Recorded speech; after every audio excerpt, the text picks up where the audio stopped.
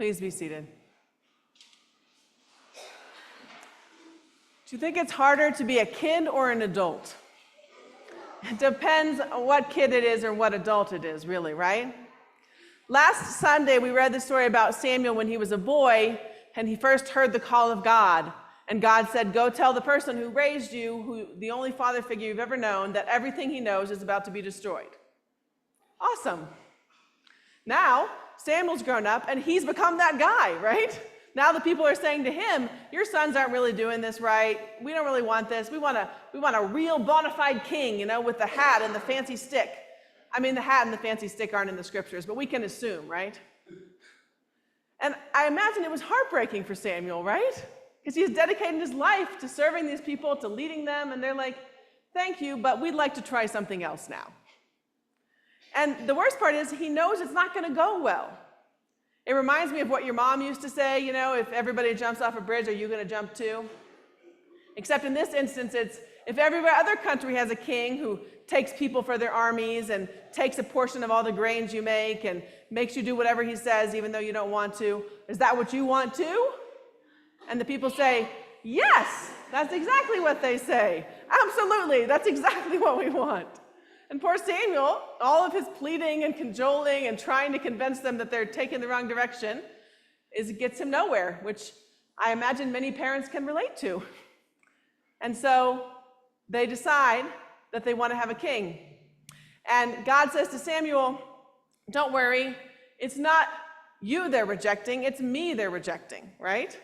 Which I can imagine was not very comforting because he's been their religious leader for his entire life, right? So now not only are they saying, we don't want to have this system anymore, they also don't know enough about God to try to make God the central part of the way that they're living. Of course, it's not entirely their fault because putting God center to your life and figuring out what God wants for you to do and how to live in this life with God at the center is not exactly easy work. This last week, we had compassion camp. I went to summer camp, and I learned a lot, let me tell you, okay? I learned about the food web. It used to be called a food chain when I was little, but now it's a food web. The water cycle. I watched kids build shelters and aquifers and windmills, although we never really got the windmills to work very well. We were talking about what every living thing needs. So we looked at all of creation, the ways that God provides for us, and the way that we can help take care of each other. Because the big theme for camp was compassion. And the biggest thing I learned is that even though our kids might not have known what the word compassion meant when we started camp, they all already knew what compassion was. And if they were here, they would tell you, it is, I see your hurt, I feel your hurt, I help ease your hurt. Some of the adults who were here helped me with that one. So the very first day we were at camp, we went on a nature hike. We were trying to look for birds, and I think somebody saw 3, but that was the max. But nevertheless, as we were crossing the street, one of the girls fell and tripped and scraped her knee. It was just a minor scrape, but again, those of you who have children know that a minor scrape can become a major drama. She was upset, everyone was upset. So we cleaned her up, we got the Band-Aid on, and every kid, I think, at the whole camp came back to see, was she okay? Are you okay? Can I help? They already knew, right? And one of our youngest members who's still learning English, she didn't know how to say, are you okay? So she came back and put her arm around her so that she could walk with her for part of the way. Even though she didn't know how to say, I feel your pain and I want to help you, she showed in the way that she behaved. And it just went on like that. These kids, they come from all different schools. They didn't know each other. Some of them are in church every Sunday. Some of them have never been in a church in their lives. But they found a way to be a community, to look out for each other, to help one another. It's not to say there wasn't conflict, because kids are kids, but they found a way to be reconciled, and they found a way to continue to show each other how much they cared. Paul tells us that we have a home made by God, right? Better than any kind of tent we could come up with here on earth. And usually we take that to mean heaven, right? When our earthly body is gone, we'll be with God in a new way. And I don't doubt that, but I also wonder if Paul wasn't trying to tell us something about what it means to put God at the center of the structures of the way we live. Because it's hard as human beings. We only know how to build houses with our hands. That's all we've got, right?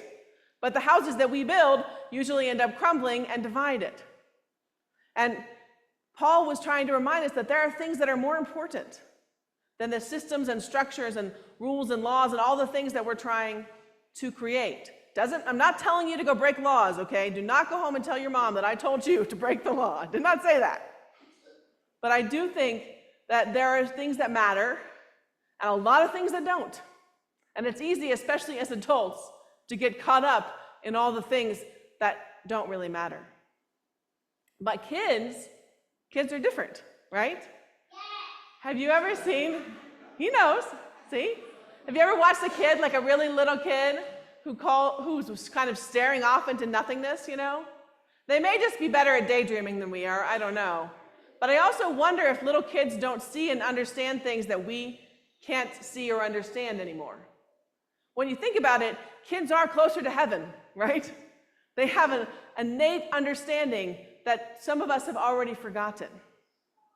Matthew Fox talks about original blessing, right? If you know the Christian doctrine of original sin, I'm just going to let you know that because I don't even understand it enough to explain it. But Matthew Fox's idea is that children, all of us, are born blessed, right? We're beautifully and wonderfully made in God's image, children of God. And then life happens and we get drawn away from the way we are called to live. But innately, our children, I think, know something about what it is to stand in awe. Albert Einstein, you heard me right. Everyone did say he was a genius. He said something like, "Do not grow old no matter how long you live. Never forget to stand in awe before the creative mystery from which you were born." So one of the things that the children taught me this week, right? We practiced paying attention. We practiced being grateful. We practiced awe and mystery. We practiced looking out for one another. We practiced breathing. Simple, easy things that help us be reminded of the awe and majesty of the creative mystery from which we were born and of the great connection we have with all the people around us. Jesus said that his real brothers and sisters were anybody who followed the will of God. I sort of think he got into a fight with his brothers right before that conversation and was trying to make them feel bad. But there's no evidence of that. I also think he was trying to remind us that we are all children of God, that we are connected to God, all of us, whether we are children or adults, that we belong to God. And I hope that you can take a little bit of what I learned from summer camp this week into your own lives and remember what our children teach us, that we are beloved, that we are children of God, that there is a mystery we cannot fully understand, and most importantly, that we have to show love to all the people who are around us, to all the children of God.